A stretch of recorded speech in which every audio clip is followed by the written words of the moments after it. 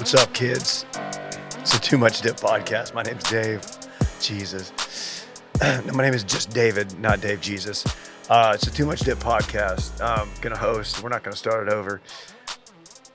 Look, the voice is not great, but it's not as bad as I thought it would be by the time this rolled around. It's just pod number dose for me today. Pod number dose. Circling back was great today. So yeah, I think we owe it to the people to make this really good. So, and it's gonna be good. Here's a guy, and all he does is make podcasts good. It's Dylan Shivery. Wow. The first intro feels pretty good. Hey, Dylan. Yeah. I'm glad you played that little sound bite. Randy and Dave have this little like meme swapping thing they do, I think, because they're always like perfectly in like lockstep with the latest viral trends, stuff that I don't even know about yet. They come in here to the office and they're just like bouncing off each other with different. What you got? Yeah, I'm sorry, I didn't mean to cut you up. I got that Slack of that video, something swapping. I don't know what it was, but I'm gonna watch it. I don't remember sending you anything. And also that calendar invite you sent me about swapping. I'm not doing that. You don't want to swap girls for a bit? No. Are you sure? Remember on the Greenville trip to the BMW thing? You really like. Yeah, I kind of went hard on it. I kind of just used the same joke about 10 different times. I respect it. In different contexts. You played the hits. It played, yeah. I'm not sure if your wife appreciated it as much as I did. Yeah, that's why we won't be swapping. Okay, because it got a little too real. Yeah, I was like, hey, man. Okay. Anyway, fair enough. Randy's here too, producing. Hi, David. All right. Here's a guy. Here's a guy who knows a thing or two about hanging out and watching sports. Is KJ. What? I've never been more grateful to be here, but also for a mute button, as I will often keep my mic muted, not step all over the intro. But yeah, just 2 minutes of just crying on camera, so we'll see what sticks around from that. Very unprofessional of me. I'll try to keep a straight face here as we fight through it. Wanted to offer up a couple of situations. One, the latest in the series of happy to be here because I didn't die, but I could have. Your boy took it upon himself to switch out some light switches over the weekend, and you probably see where I'm going with this. I'd like to take grievance with anybody who builds a home, any journeymen out there, journey women, journey folk, who can line up a whole row of outlets and light switches along one wall and decide, you know what, that one right there, not going to be on the same breaker. It's got real comfortable about 4 outlets in a row of just swapping out outlet covers and updating the outlets in the room. And outlet number 5 was still real hot. It was hot. Just. Ooh, how'd that feel? Oh, not good. Not good. Not good at all. Not good. I've never felt that. I've been shocked. I grabbed like an electric fence on a ranch before, but nothing like it. Yeah. You ever given a shocker? I've also never given a shocker, but there's still time. Yeah, I guess there is. Still time. Another dorm room poster, very popular street sign shocker. He's like, please, do not admit that into the thumbnail. So KJ, options. I want a running total here. So you've almost burnt down your house from barbecue. You drank bleach, and then you electroshocked yourself. Are you okay? That is... Randy, nobody's saying electroshocked. Electroshocked. I had to clarify after the shocker situation we just had over there. Okay, it's fair. It's fair. Yeah, at least those 3 within the last handful of years. And it's terrible that like 3 things happened really quickly. One was, oh shit, that's not good. Then next was like, quickly flashed before my eyes, like, okay, I got to be more careful about this. I've got kids around. I've got things to lose. I've got a mortgage. And then immediately it was, Brett's just going to take this and be like, KJ, stop trying to kill yourself. KYS yourself here. We want to keep you this around. up. Like, it's not good. Hey, KJ, I didn't tell you this, but we actually had your wife. She was rolling on this. She has audio. She sent it my way. Here's actually what it sounded like when KJ was electroshocked. Okay. Wow, it's weird she got that audio. Yeah. And she got it. She said, you know what, Dave needs this. This needs to be in Dave's hands. She sent it to me via in an MP3 format. Okay. Very You clean. shouldn't like lead your life to avoid being memed, but I'm going to look you in the eye and tell you that I've held off on like shaving back down to a goatee due to the rise of that meme. Like, I cannot have another person send this to me and be like, what'd you think about this? And I'm like, I see where you're going with this. Which I'm not guy? going to laugh. Big Daddy Mark? Okay, well then maybe I'm thinking of two different ones, but there's a heavyset gentleman with a little thin set goatee singing falsetto. That's big. That's That's Big Daddy him. Mark. Yeah, that's him. I wasn't making. That's not why we put it on the board. But now that you bring it up, that's pretty funny. You tell that to the 4 people who've DM'd me it. That's not nice. Look, that guy is. I love that guy. I love Big Daddy Mark. KJ is not. EDM. KJ is in much better shape than Big Daddy Mark. Oh man.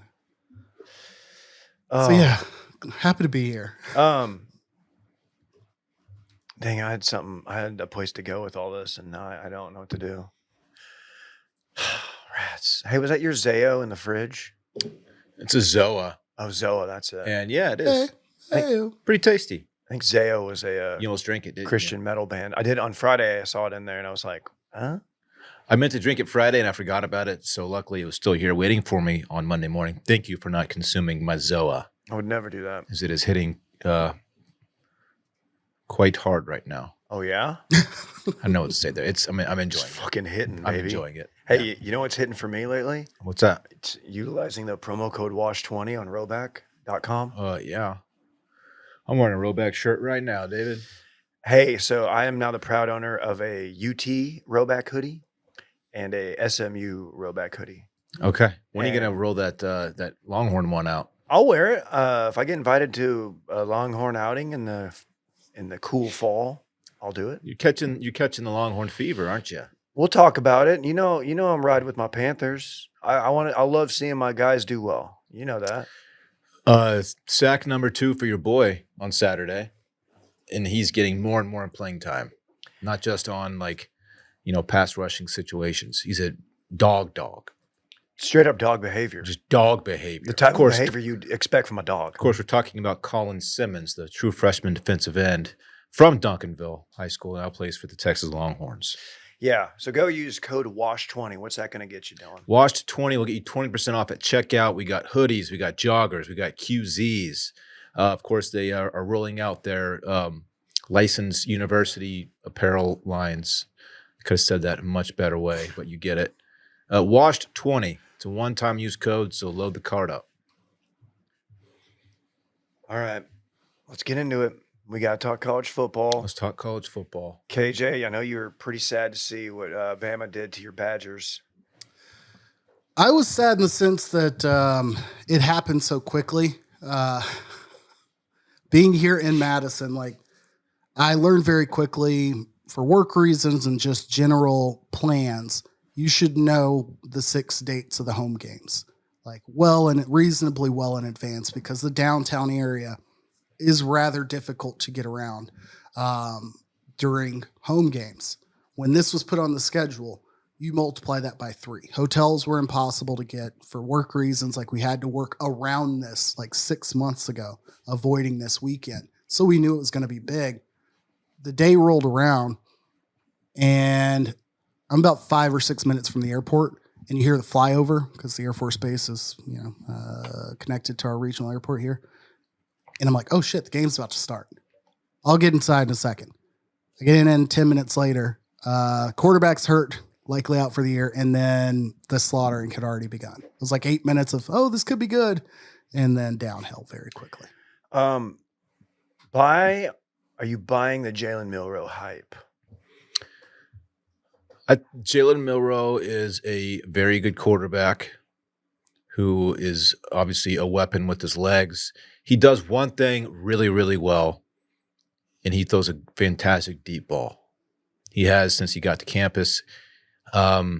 Anything short and intermediate, he's a good quarterback, but not a great passer in those situations. But anything down the field, he throws a beautiful deep ball. So exceptional runner, deep balls. He sounds like the greatest like video game quarterback you could ever think of. Yeah. Because we're not throwing fucking intermediate routes. No, you're not. We're not doing that shit. Yeah. A 2-minute drill, he's not my guy. Mm. But he'll put points on the board for you. KJ, how much of it did you watch, and how much of it? I mean, Wisconsin, obviously, Oh, like weird. Yeah, weird probably game, half man. of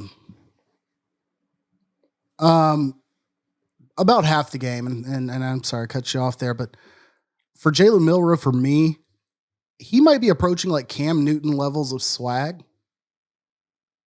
but he doesn't have all of the like loud shit talking side that Cam brought with him. And I don't mean this just because you've got two large athletic black quarterbacks. And I'm, sincerely, I'm not comparing them from that sense. I don't know if you saw the like holstering his guns move and his like pregame setup. And I was like, shit, that's look kind of dope. I respect everything he does. And by all accounts, every time I've seen him do a post-game interview or SEC days where he went and said what's up to Saban. Yeah. And like Saban's first ESPN gig. Seems to be a good kid. So shouts to them. Yeah. SEC turns out it's a pretty good conference this season. I've got a lot going on. And Dylan, I don't know if you've seen this, but they have the #1 ranked team currently. I'm having trouble reading it. Can you read it for me? Who is it? University of Texas. Longhorns. Yes. I'm very excited about Texas being ranked #1. Last time this happened was 2008, Colt McCoy. I've seen a lot of. Sorry, I can't. I'm surprised by that. I thought after there was a Notre Dame game a few years back. They were like top 5. They really? They okay. were #1. Okay. Yeah. The Tyrone Swoops game you're referring to. Yes, Yeah. that is it. I've seen a lot of Longhorn fans on the TL talking about how like, oh, we don't want to be ranked #1, put a target on their back, make them earn it on the field. Fuck that shit. Fuck that. Let your nuts hang a little bit, man. That #1 looks so sexy next to Texas. I'm so excited about this. There's a buzz. There's a buzz in this city, Dave, and I absolutely love it. It's probably new construction, right? It's Texas being #1. It's Arch getting playing time and absolutely going the fuck off. I know it was UTSA, Dave. That's the next thing you're going to say. I get it. Wasn't a fantastic football team. Texas has 2 really good quarterbacks. Of course, Quinn goes down. I think he's going to miss 1 game probably. So we'll get him back. And look, there's no controversy. This is Quinn Ewers' team. Why do people want there to be a controversy? Because the name on number 16's jersey. Do you kind of hate the They casuals? wanted it last year. They've wanted this for 2 years. Yeah, I agree. The casuals are trying to ruin UT. When he goes in the game, there's a noticeable uptick in the noise inside that stadium. It's palpable. People love this kid. And it's the name. It's he was #1 overall recruit. It's a lot of it. But this is Quinn Ewers' team. Make no mistake about it. So Arch comes in and puts on a show. He has a 67-yard run for a touchdown. And by the way, he was running away from UTSA DBs. The cornerback who he outran to the end zone is 5-star Denver Harris. If you remember, he was the kid who was on A&M's team and was like speeding through a parking garage and skirt. Yeah, he was skirt. That's the same guy. He's a 5-star kid, so that's a real athlete he's running away from. Topped out at 20.7 miles per hour, which is really fast for a white quarterback. Big kid too. These guys are big. I'm excited, man. This is a lot of fun. Of course, it doesn't mean a whole lot in September. It means close to nothing in September. It's just fun. Talk to me on October 20th. That's when we really know how good this team is, because they have OU and Georgia back-to-back weekends, and so still a lot to be done, but it's exciting. I mean, I'm all about it. Sure. And of course, it's also a product of the other teams having like moments of not looking dominant. I mean, Texas is the only team that hasn't really slipped up and like played down to their opponent. Georgia gets by Kentucky 13-12. You see like Oregon struggled early on against Idaho. Ohio State was idle this last weekend, I believe. They didn't play. It's also a product of just other teams just having moments of looking vulnerable, I guess. Texas is the only team that hadn't really tripped up. I think extreme SEC guy would point out like you're gonna look vulnerable at some point running an SEC conference schedule. I think they can manage that with Quinn. I'm not out on Arch by any means. I mean, he's looked really, really good, but I think that they got to get Quinn back like sooner than later, and like because he's clearly like he looks like the more mature quarterback, which he obviously is. Yeah, as good as Arch Manning is, I think that he's not like a fully formed quarterback yet. Next year is his year to take over the team. This team needs Quinn back for sure. For sure, if they're going to make a run in the playoffs, they're going to need Ewers. It is funny to see UTSA get boat raced by Texas State and UT. Yeah, in a 2-week stretch. Yeah. Who would have thought? KJ, your thoughts? You were texting me while Dylan was talking. Just eye rolls emoji. No. I've got some diehard Texas fans. Very good friends and family and whatnot. And they, just as Dylan did, they knew the immediate response was, I know it was just UTSA. But I do appreciate the perspective of they're appropriately number one, without question. Everything Dylan said is valid. But it is very conveniently timed for them at this point where you get that Georgia game. I still get a little bit, I'm going to try not to make this about rankings, a little bit frustrated with like USC and what they did in the LSU game, proved themselves to be very competent, very competitive. I think they should be ranked, top 5-ish or whatever, top 6-ish, just because they have that win. And if you're still putting LSU at 16 overall, like USC's got a top tier win. I only bring that up because when we start to look at the rest of the schedules for Georgia and for Texas, it's all going to be impacted on the fact of like, oh man, look how highly rated Ole Miss is. Okay. Or Tennessee. Tennessee looks like an incredible force of nature. I'm really excited for them to play Georgia, but like it's going to have like effects down the road because Oregon looks like trash. Miami looks tremendous, but they've got them at 8. USC looks good, and all these other teams outside the SEC are just waiting because we're so enamored with Texas right now, appropriately so. The rest of the SEC is strong, but like I don't think it's a huge gap the way they have it set up, the way they have it looking right now. Yeah, I agree. Ole Miss and Tennessee both look really, really strong. You're right. I mean, it's at this point in the season, it's like a lot of teams look good, and of course they're going to separate themselves at some point. But yeah, you're right. I don't think there's a team. Texas is probably deserving of a number 1 ranking, but I don't think there's a clear like, oh, that's the best team in the country right now, or even like those are the 2 best teams in the country right now. A lot has to. Go ahead. Sorry, I didn't mean to cut you off. It gets hung up on like, okay, are we going to say Michigan's good or not? Like that's the problem. Like we know Texas is tremendous, mostly because how they controlled and dominated that game and how they've controlled the other games against lesser talent. So like, I don't know. I think the Michigan win is tremendous. In Michigan, like that's a statement win. So I don't know. This is not the 2023 Michigan Wolverines. I mean, that's obvious. You're right. I mean, USC's win over LSU is one of the more impressive wins so far this year. The other teams just haven't really played. I mean, obviously Texas over Michigan is definitely a road game against the defending national championships. It looks really good on paper, but we don't know how good that Michigan Georgia team Clemson. really I don't want to Georgia Clemson, of course. That's the other one. That's a good I forgot one about that.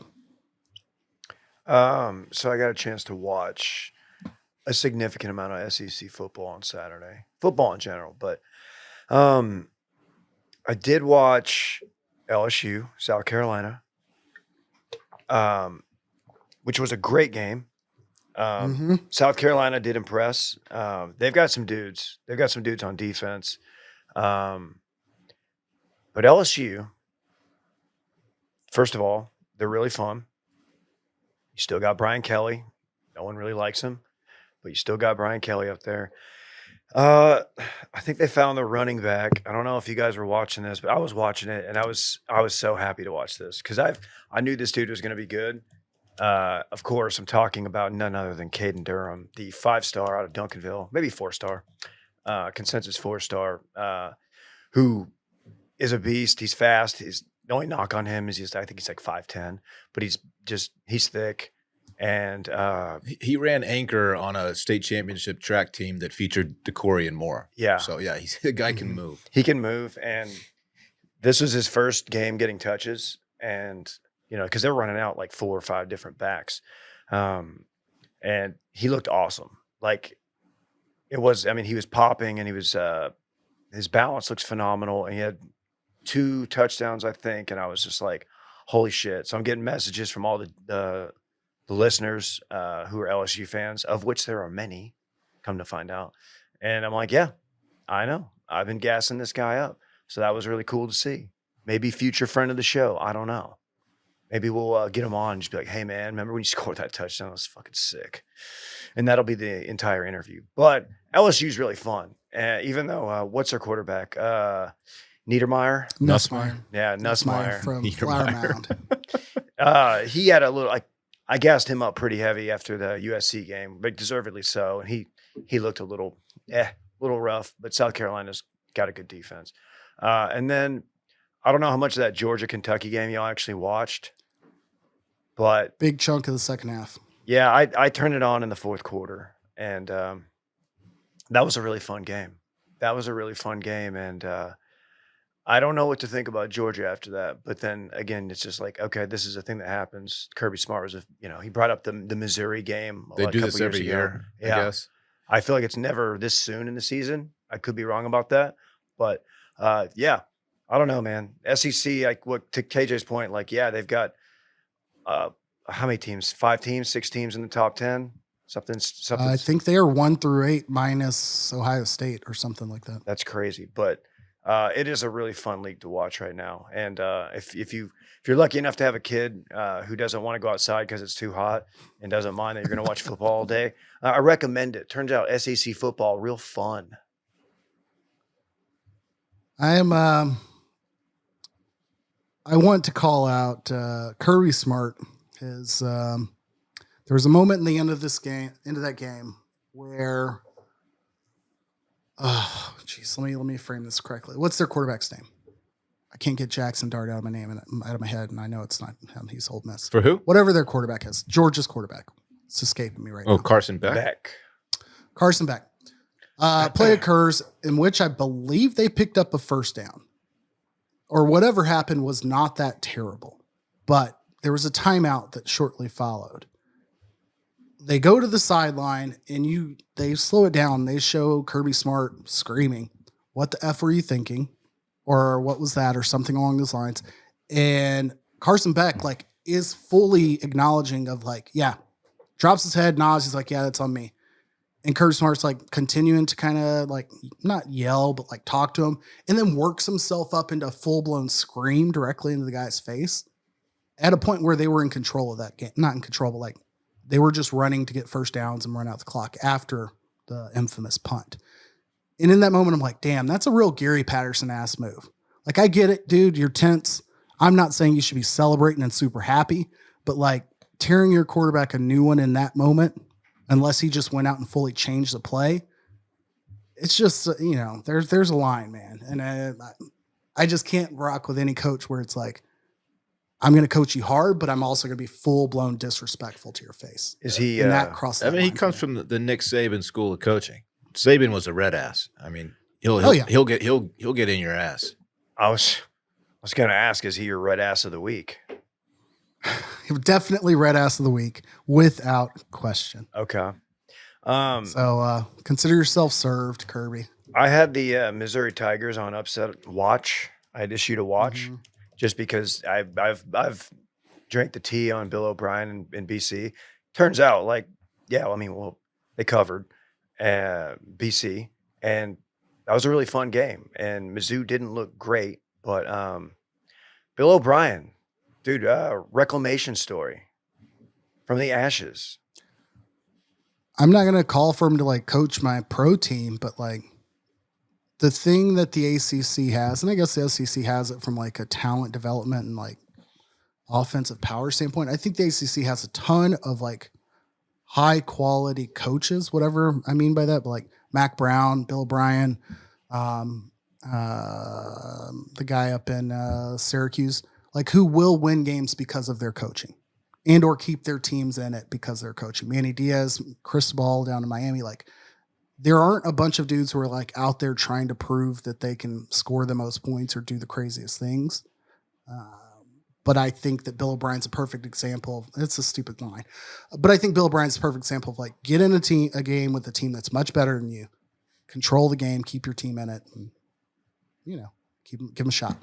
Dylan, he said the guy who's trying to prove he can score the most points. I don't know if you followed Major Applewhite over the weekend. Oh shit! But it was Major Applewhite. I think they put up 82. 87. 87? Or 82, one of the other. With 6-minute quarters in the second half. By the way, South Alabama. The shortening the quarter length, has that been a thing in the past? Until this year, this is the second instance I know about it this year. Before this, I had never heard of that happening. I just want to know, like, what's the communication? Like, do you have to go to a referee and have the referee walk the message over in a scroll at midfield, like, so the other guy's not offended? Like, do you just text them on the side? Like, how do they communicate? Like, hey, we can let off the gas here. If you're or the coach, do you request it? If you're the coach of the losing team, I would feel like a total bitch, like agreeing to that. Let's just go ahead and shorten this. If it's thing. like, I think the only way you do it is if it's like your O-line is beat up and your quarterback's just getting hit, then it's like, okay. Injuries. Player safety is the only, you know what I mean? Yeah. I don't know, man. That is embarrassing. But yeah, first of all, I forgot Major Applewhite was the head coach at South Alabama. And then I just see him pop it up on the TL, and I was like, oh, he's doing it. Yeah. Okay. Shouts to Major. Shout out to Major. Hey, my life as a Texas State fan who is also a Baylor fan, who also rides with Pig Nation, Hog Nation, also affiliated with them Tigers down Louisiana way. That Arkansas ride continues to be one that is just not for me. Is it UAB they had? They had UAB at home. And I flipped it on, and I looked at Twitter first because I'm obsessed, and I see people like Jaquindon Jackson's the only thing where like he's better than this team. They're like he's got it. I wish they could get him out of here, let him transfer somewhere. I'm like, what's going on? It's like 14-0 at home against UAB. Yeah. I was like, Jesus, dude. I keep forgetting that Texas has Arkansas on their schedule this year. Going there. That's gonna be fun. I wish I was like didn't have like things here to do, like a family and stuff. I'd love to go to Fayetteville. Fayetteville looks like so normal, fun. everyday obligations. Yeah, I wish I didn't have like a career and whatnot. No, I turned that on, and that was the ultimate wild Arkansas ride. Taylor Green, who I did gas up a little bit. I said that. That's like, look, he's got insane talent, but he is going to make you like pull your hair out, and he did. He did. At one point, he was like 3 of 10 or 3 of 12, something terrible. And like their entire offense was Jaquindon Jackson. Like, you don't have to keep bringing it. It's going to happen a lot.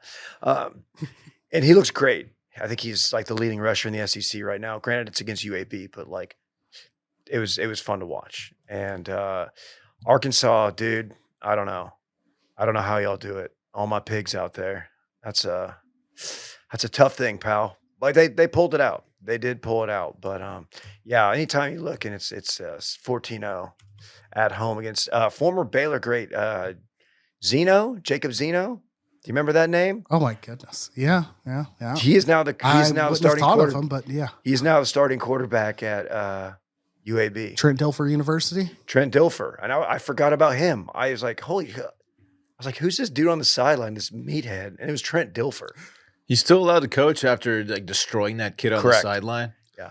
Oh, I forgot about And he that. That was absolutely, ugly. he looks like the kind of guy that would destroy a kid on the sideline. Dude, he got like physical with that kid, if I remember. Yeah, it was really Yeah. awkward. But yeah, he's there. And they look like they've got a decent program. But did at any point, did either of you guys turn it over to watch OU Tulane? A little Schadenfreude for you, Dylan? I caught a little part of it. Yeah. Okay. Still just not impressed at all with Oklahoma. They were up fairly big, right? That was a comfortable game, and Tulane snuck their way back in, right? Oh, gosh, I'm having trouble remembering exactly how it played out. Jackson Arnold is still just not good against KJ. You got something? I'm just trying to plant the seeds that like in the event he has a really good game in Red River Shootout that I can go back and be like, oh no, I was telling us to tap the brakes. That's all that is. I don't care shit about Jackson. Oklahoma always looks awesome against Texas, no matter how shitty their team is, except for Just 2 I'm years trying ago. to just pre-earn credit. Look, he's going to get better. I mean, he's a very talented kid. He's a redshirt freshman, right? He's only 3 games into his career, but so far he looks like trash. He had a late pick six that got Tulane back in the game. I'm remembering now. You just do it right, and you just split the guy's numbers on his jersey for the other team. Growing pains. He led them in rushing, 14 carries, 97 yards, 2 tutties. That's right. He kind of went off scrambling. Okay. A few games I want to quick hit, and I hate that. Like I have been like hoping, like, hey, let's not run out of time before I mention Tennessee. I said their name earlier. Holy shit! They're like 6. I don't know who they played. It's like FIU or some shit. I can't remember. 600 and something yards in the first half. Chattanooga. Like that's just dumb. They have OU this weekend. That's gonna be a fun one to watch. Mostly because I expect OU to get killed. I almost said Texas. Where's that game? I believe it's in Knoxville. In Norman, I believe. Oh, you Hold on, might be hold on, right. hold on, hold on. I believe that is in I Norman. think it's in Norman because they were highlighting Heupel going back. Yeah, that's going to be your ABC nighttime game this week. That I just wanted to make brief mention of. I'm like going against everything I want to do by mentioning Colorado, but they did look like a stable, consistent team against Colorado State this year, as they should have. I only bring them up to say Travis Hunter continues to be worthy of mention each and every time he plays football. So I was happy to see him have success. I want to stop short of saying the whole team. And then I don't think we properly said Texas State in the game that they gave Arizona State. If you haven't gone there, we need to at least say it. Can I ask a Travis Hunter question? Yes. And there's no way we know this, but how many other programs would have let him go both ways, play both ways, both sides of the ball? Do you think? That's a tier 3 and below decision. College football program tier 3 and below. Tiers 1 and 2, you aren't doing that. Because it's like I want to like separate him from Colorado because he is like he seems like a likable kid, and also like he's just awesome, like KJ said. But like I wonder if that was his only opportunity to like showcase that, because obviously like the prime angle.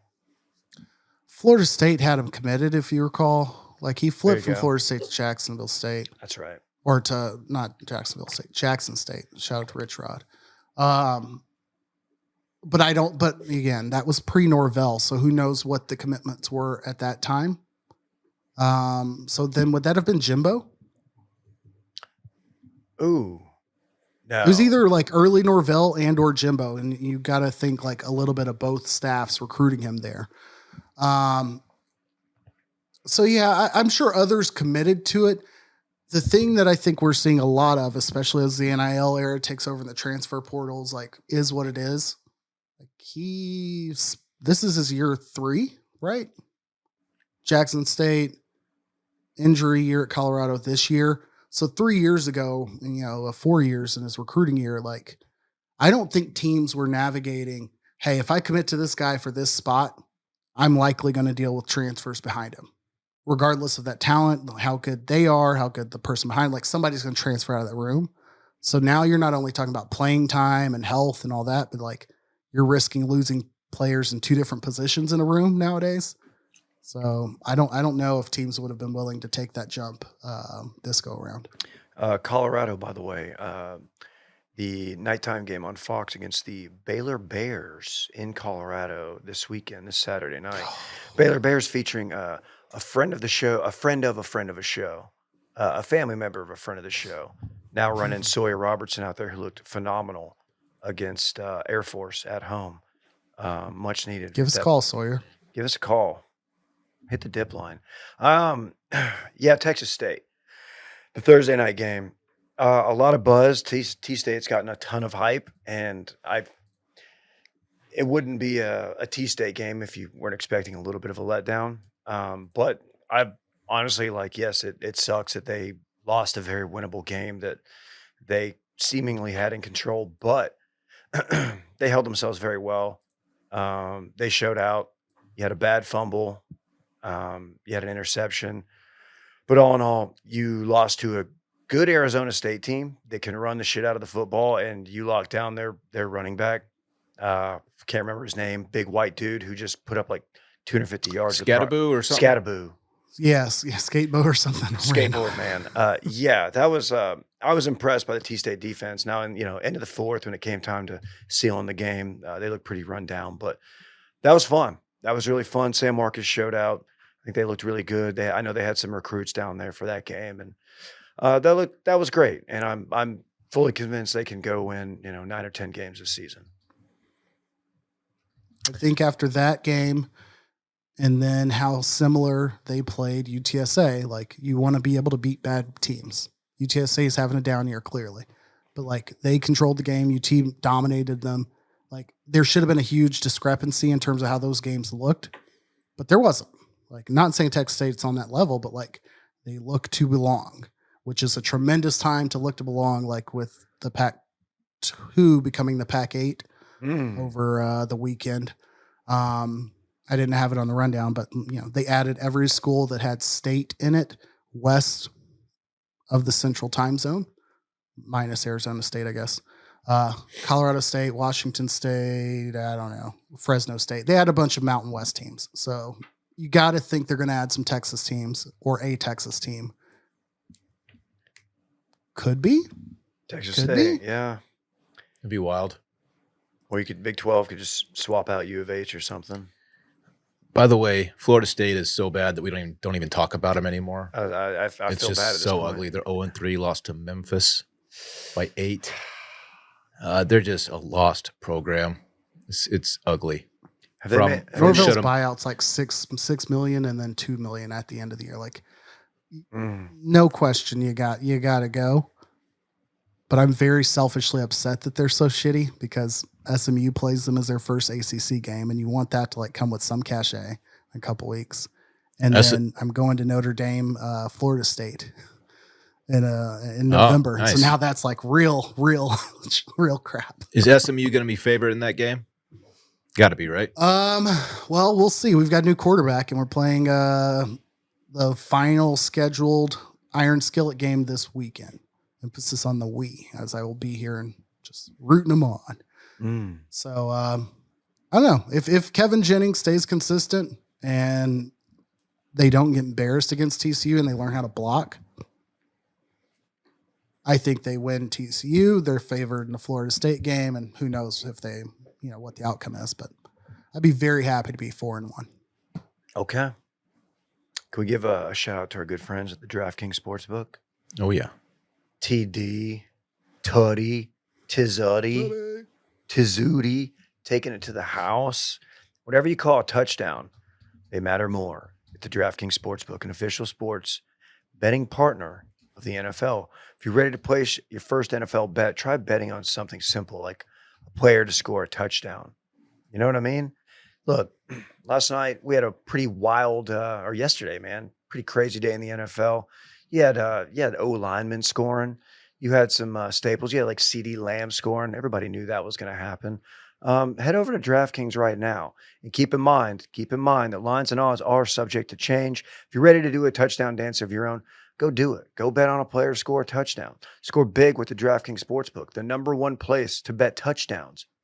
Download this DraftKings Sportsbook app and use code WASH. That's code WASH for new customers to get $250 in bonus bets when you bet just $5. And get 1 month of NFL Plus Premium only on DraftKings. The crown is yours. Gambling problem? Call 1-800-GAMBLER. In New York, call 877-8-HOPE-NY or text HOPE-NY 467-369. In Connecticut, help is available for problem gambling. Call 888-789-7777 or visit ccpg.org. Please play responsibly. On behalf of Boot Hill Casino and Ranch Resort, Kansas, 21 plus, age and eligibility varies by jurisdiction. Void in Ontario. Bonus bets expire 168 hours after issuance. For additional terms and responsible gaming resources, see dkng.co/ftball. NFL Plus Premium offer available only to new and former NFL Plus subscribers. Additional NFL Plus Premium terms at NFL.com/terms. That's Boot Hill Casino and Resort. Not Boot Hill Ranch. What the hell, Dave? Ding dong. Are you ready for some football? Some NFL football? Let's do it. Let's get it over with. That's a weird weekend, huh? Yeesh. You had some teams with a lot of hype going down yesterday. Some worse than others. The Dallas Cowboys got their shit rocked. He looks stinky. Lions lose at home. Dude, shouts to Clint Kubiak just destroying that Cowboys defense. I mean, it's maybe it's because of the semi-relationship we have with Clint Kubiak, or know of him. But you're watching that game and you're just thinking, "Holy shit, they're just getting out schemed." Like this is just a master class in coordinating an offense. That's what it looked like. Didn't expect that. Derek Carr's like the #1 rated quarterback in the NFL right now through 2 weeks, but still. He looks good. He looks better than he's ever looked. He's looked better than he's ever looked. That and deep ball in the first quarter was absolutely beautiful. he was on, dude. Yeah. And they weren't missing blocks. Their offense was like hard to figure out. I was very high on our linebackers last week, as I think most people were, and like they took them out of the game plan. I would love to have not gotten our ass absolutely kicked, but like that's a real hats off. Like you just got outplayed, big time, outcoached. I was in a couple group text fights over me riding for Dak a little bit in the first half. And when you're down 22 in the fourth quarter, like you're probably more likely to force something in there, throw a pick or two. First pick in the first half was definitely not on Dak. I don't know anybody who needs to hear that, but when your receiver slips and it's a good ball and Tom Brady says you threw a good ball, it's not your fault. It's not your fault. Maybe you can I had people actually wanting to second guess him for throwing it to, your third or fourth best wide receiver in that position. I was like, dude, you're trying way too hard. Yeah, they're on the field for a reason. You're trying way too hard to be mad at him. So why don't you calm down? I don't know if you guys have any thoughts on that game. I think you said it all. The defense was absolutely exposed, and we'll see where they go from here. I don't have much more to add to it. Got Baltimore coming to town. The 0-2 Baltimore Ravens. Yeah. I think that's the biggest thing you hang your hat on if you're a Cowboys fan. I mean, it's the quintessential win a game, be super high on a team, not even overlook, but expect to win a game and get embarrassed and it not even be close. That's what their MO was. I want to say last year, maybe the year before, where it was just these lopsided losses and your Trayvon Diggs getting burned, like you see those instances. So, big takeaway for me was that you got Alvin Kamara, who last year he was injured, played in 13 games, 6 touchdowns on the year. Year before that, only 4 over 14 games. Year before that, over 15, 13 games again, 9 touchdowns. And he had like 21, 18, 13 before that. He's already got 5 on the year. Like, if you're getting top tier Alvin Kamara back, like, the Saints will be a team to be interested in down the line. Yeah. Highest rated defense last year, I believe, or one top 3. Lost some guys, but Real quick, still looked really good. On the Cowboys, DeMarion Overshown absolutely had that shit on pregame. I thought you were about to hit me with some injury news. I got really scared. No. I had that big duster on, and he had actual spurs on his boots. Doing the most. Dude, just absolutely killing it, man. A skeptic might say, "Hey, let's do that, and like let's not go out and get like 40 dropped on our heads." Right. But Ideally, I still love everything he's doing. Yeah. It's just too, like, I want the best for him. And I genuinely mean that. It's just hard not to immediately think, like, if I see him even motion in an effort to look like he's doing a swipe after a tackle, I will continue ringing the bells of like, hey, this guy is a supreme absolute star who I loved dating back to that game they lost against Kansas. Xavier Worthy and Overshown were the 2 takeaways from watching that Texas team a couple years ago. So I want him to do well. It's just not easy to watch the Cowboys and not think of Jalen Smith and be like, let's not make too many comps here of like a rehabbed linebacker who has electric speed, a ton of swag, and good style. Like, we'll see. Damn you. Damn you. Niners, down go the Niners, McCaffrey. No McCaffrey. I was going to ask, sorry to cut you off, but it ties into what game you want to talk about here. Derek Carr, Sam Darnold, Kyler Murray. Kyler's 1-1, the others are 2-0. But like, who do you feel most confident in, or who do you not want to see come playoff time amongst these 3 at this point? Ooh. You say Kyler Murray, Darnold. And Sam Darnold with the Vikings. Derek Carr. As they beat the Derek Niners Carr. yesterday. give me Derek Carr or Kyler. I would take either one of those over Darnold. Darnold just hasn't done enough. Yeah, and he lost Jefferson, right? Potentially quad for some time. I don't know. Yeah. I don't know. Quad feels like it could linger. Addison was out yesterday too, so yeah. Okay. Point. Yeah, I mean, I don't want to go to New Orleans in the playoffs. Long time away, but that seems like a real tough time. Kyler, dude, shout out to him. That dude will flash. That's one I had to actually kind of flip over to, red zone at least, because I was kind of done with it. I was like, I'm just gonna take a break. And then people were like, "Oh, Kyler's fucking going Steph Curry." And I was like, turn it on. I was like, oh, that's exactly what he's doing. He looked phenomenal. It turns out Marvin Harrison is actually good. I felt like we got way too much talked about, like him having a very normal rookie wide receiver week in week 1. But I saw so many headlines bitching about it because he had like one wide open play and only got a couple targets, and people acted like it was the worst thing ever. And if he follows it up with like 130 yards in the first quarter this game. Yeah, he was supposed to be Xavier. He was supposed to do what Xavier Worthy did, who ironically that didn't look great yesterday, but Came back down to earth. Did you see what's his name? Pacheco, broken leg, fibula. Mm-hmm. Is that what you broke? As a Pacheco fantasy owner, yes. I broke my fibula, yeah. Yeesh. It's not good. It hurt No, quite a bit. But you're back in the studio like within weeks, so you got to think Pacheco might make it by their bye week. Dude, I shocked the world by limping into the studio like a few days after. Dude, you walked in doing this. I know. I was like, fuck y'all haters. I woke up. Sorry. Dude, the ops hated it. Yeah. Like, damn, this guy's fucking different. God, the ops are just 0-2. Sitting here in pain, just fucking spitting into the mic. How much Sunday Night Football did y'all watch? A bit, quite a bit. Dude, it's Caleb Williams. At what point do you just say, all right, why don't we just sit him? Because he is going to die. Because our O-line is so bad.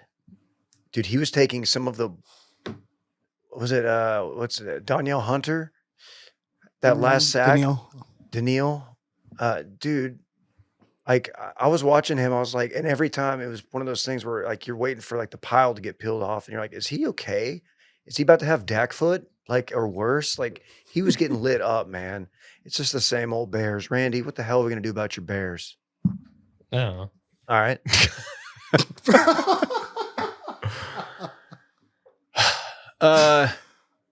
Yeah, I saw someone talking about this on the TL. I forgot, it was some talking head about how the Packers format of drafting a quarterback high, letting him sit for a few years before finally giving him the reins. But to see a quarterback like that just getting thrown out there, he might be their best option right now, and he might not be. I don't know. But to just, like you said, playing behind a terrible O-line, like how much is this doing for his progression in the NFL? Probably not a ton. It's the Bears playbook, pretty much. But same thing happened to Fields. This isn't a Bears thing, though. I mean, you see guys like Bryce Young is having a lot of trouble in Carolina. He started from day one. It happens all the time. Jordan Love is the example I'm going to use here because obviously that's what I talked about the Packers. He sat for 3 years before finally getting playing time and struggled his first year as a starting quarterback for half the season and then looked really good. And he's, by all accounts, a top 7-ish quarterback in the league right now. I don't know, man. I don't – maybe there's something to that. Caleb Williams, as talented as he is, adjusting from college to the NFL is a tremendous jump. Yeah, I guess maybe it's you learn how to play the position this way, and if you survive, assuming the front office does right by you and gets some talent on that line, then you're like really, really good and really, really prepared. On the other side of that, you have what the Texans did, and you got C.J. Stroud. Yeah, the Texans bolstered their O-line. Yeah, went out and got Tunsil. C.J. Stroud obviously is the counter example of what I just said because he was successful from the jump, but that's pretty rare, I think. Yeah, no, I think it's absolutely the exception, and I'm not trying to take away anything from the Texans defense, which is a really good defense, but I don't know. I didn't like watching him. Like that because I found myself kind of pulling for him, and he did flash in the first half a little bit. He'll make some insane throws, and then you're just watching him run around the pocket, and you're just like, oh my God. You saw DJ Moore get really frustrated with him on that last drive. He missed a pretty open comeback route. Yeah. Yeah, I don't know. Yeah, he'll be good, I'm sure, but probably not this season. No. What's up with the Jags? I was actually going to say that the Bears are doing what the Jags did with Trevor Lawrence. He's starting right out of the gate, supremely talented, investing so much in every position that's not lineman. The Jags have Christian Kirk. They re-signed Evan Ingram, who was out this week. Spend a number 1 draft pick on a wide receiver. Like, it's the anti-Aaron Rodgers approach. Like, we're giving you every weapon. The same as the Bears did. Mega contract DJ Moore, go get Keenan Allen. And then you also have another receiver who's escaping me. And Cole Kmet at tight end. And everybody's like, oh, look how many weapons Caleb Williams has. Like, it doesn't matter if you don't have time to throw the ball. And the Jags started that way. Trevor Lawrence's pressure rate has only gone down, but his play is kind of like stagnated, no matter how many weapons. So I don't know if it's a scheme thing. I don't know what it is. I can tell you this. It feels tremendous to have 2 upper Midwest teams here that are doing very well, the Packers and Vikings. And I'm not saying I'm on the market yet. Not there yet. But we've just got to see something turn for the better in Jacksonville. That's all I'm saying. Put in my 2-year notice. Oh, wow. Show cause. 2 years. I'll give them 2 years. Damn. I never thought I'd see the day. Non-renewal terms on this as I'm 2017. Yeah, I'll give them till 2027. That's a 10-year commitment. And I feel like that's fair. That's fair. I've seen more FC title game appearances than other fans on this show, so it's okay. Okay, it's just kind of unnecessary. Hey, Dylan, you mentioned Bryce Young. He is no longer the starter. Saw that. He didn't have those problems anymore. Were you aware that Andy Dalton was still in the mix? Not great when you're gonna give Dalton the nod. That shocked me for a split second because I mean the last time I really gave thought to Andy Dalton was 2 years ago? debating whether or not he was a better option than Dak. That was a bad season. That was a real bad season. That was a bad season. That was the man. Dak sideways foot season, right? Yeah. Yeah, it was tough. Yeah. COVID year, he was here. Yeah. Yeah. That sucks, dude, because I feel like that's a really there's a number of really poorly run organizations. The Bears, obviously, we just talked about. The Commanders, what I've seen just coming out about like their facilities and their field and just little things like Bush League things that you're like, how? And then you've At got least the Commanders are transparent about their facility issues. okay, that's good. And then the Panthers, man, that's a really tough fan base right now. Tough scene. They stink, baby. They really do. And I don't know. I don't know what to. I couldn't tell you if Bryce Young's like one of those dudes where like he would have popped in Houston. Maybe the Red Rockets what they need. Get back on track, Dave. You think so? No, I don't. I feel like this is big. I feel like this is big for a Chuba Hubbard flex play, which he's been sitting on my bench. He put up 12. You don't think they're going to put 11 in the box now? Because they don't have to worry about Dalton? I feel like Chuba. Chuba's a pass catcher. He was a pass catcher in college. I think he can get out there and he can bust one. This week in fantasy with Dave. Other than that, oh yeah, Tua. I don't know. Of course, we're talking about the Talk Tua podcast. You guys seen this? Haley Welch is going to sit down with a number of guests. It's called Talk Tua. You may know her from the viral Hawk Tua Street interview, but we know her as a podcast of the future. Stop. Okay, but really, where does Tua go from here? He says he has no plans to retire. He's getting paid. He's getting paid regardless. All guaranteed, right? Correct. A significant amount of that's guaranteed. So there might be some medical, like as far as the cap hit, it might reduce, but he'll be fine financially if he were to choose that route. But that's tough, man. Speaking of cap hit, he needs to wear one of those. What do they call them? The Guardian. The Guardian. Yeah. Like, why wouldn't you at this point? I might say Caleb Williams needs to. I might even say like I would be down with Goodell being like rookie quarterbacks are mandated to do it. Now that I think about it, like if you, I saw a tight end wearing one yesterday. I forgot which team he was playing for, and it's like it doesn't even look that stupid. I mean, it's just, it looks like the helmet. It just looks a little, it's not it blends that, in shockingly well. It's like not every that, time I see it, I'm like, not at all what I'd expect. It's not that embarrassing to wear one. Even your teammates might make fun of you in the locker room a little bit, but you're protecting your actual brain, so it shouldn't be frowned upon. Tua, why wouldn't he wear one? I don't get it. Or two. Maybe he could wear two of them. Were you aware that the Dolphins went and grabbed former Ravens great Tyler Huntley off their practice squad? So he's now on the roster. Just keep an eye out. Okay, I'll keep an eye out. So we check in with our boy Rook. Yes.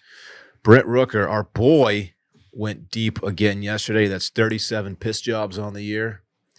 His average is back up over 300, hitting 301. He has 12 games left to hit 3 home runs and reach 40 on the season. Very happy for our boy. He's absolutely on fire. Love to see it. You just can't stop going pee-pee on the baseball. He can't stop going pee-pee on the baseball. It's crazy. What a guy. What a guy. Very excited for him. What, KJ? You don't know ball. You don't know baseball. Just watching world-class orator at work. It's an amazing he's in his bag. Amazing privilege. He's just straight. He up. is. He absolutely is. He's in and his like bag. this is his Jordan flu game, and he has no idea. He's just draining. Carried his both lizard. reeds by himself. He's just fucking killing it. He's fucking dropping his shorts around his ankles and just draining the lizard on that fucking baseball. You gotta stop, dude. No, that's good. It's a good visual. He's just got his baseball pants down all the way to the floor. Can we just get call Calvin PP? the Calvin and Hobbes pissing on a forward side, but it's just Rooker looking back over his shoulder and a little baseball. Yeah. I don't know if Rooker would appreciate us putting that graphic together, but the mental image of it is pretty fun. I think we can make that happen pretty quick, actually. Do it as a cartoon. You guys got any other sports notes? No. No, let's get out of here. You want to round it back? Yeah. The segment during which you talk about what we already talked about. His name is just Dave, not Dave Jesus. Dylan has never given a shocker, but there's still time. KJ Electro shocked himself. LSU still has Brian Kelly, though no one really likes him. They really don't. Kirby Smart is our red ass of the week. Dave wishes he didn't have a family so he could go see Texas at Arkansas.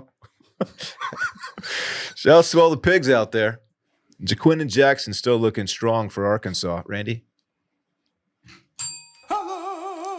D-Mel had that shit on. Juba can get out there and bust one. And finally, Rooker can't stop going pee-pee on the baseball. And that concludes running back. What up? Let's go. Just draining it. Let's go. Oh, that's a good one. Just emptying the bladder on the baseball. It's just full bladder, stepping up to the plate, and by the time he leaves it, he's just nothing left in that tank. Nothing. Just unloads. He's every good for the drop. entire. He's good for the entire road trip. All right. Well, we will see you next week. Bye bye. It's just so awesome to do a podcast with Jocko Willenick. It's okay.